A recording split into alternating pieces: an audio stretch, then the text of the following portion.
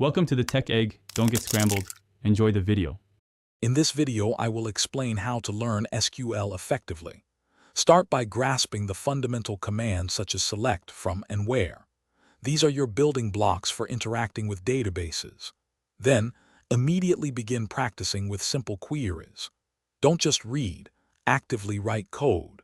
Many free online resources offer interactive environments, which are perfect for getting hands-on experience right away. This active approach accelerates your understanding and retention.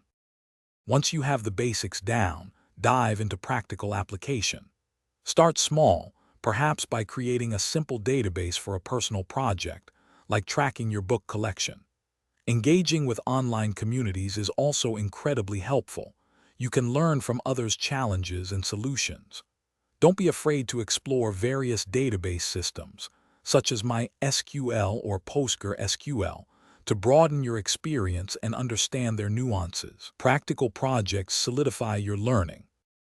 To truly master SQL, move beyond the basics to advanced concepts. Delve into different types of joins, subqueries, and powerful window functions to handle more intricate data manipulation. Understanding how to optimize your queries and use indexing effectively is crucial for working with large datasets and ensuring efficient performance.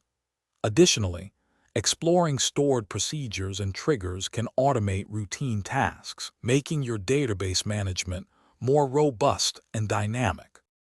Learning SQL is an ongoing journey. Always strive to stay current with new features and evolving best practices in the database world. Regularly reading specialized books and articles will significantly deepen your understanding and expose you to different perspectives.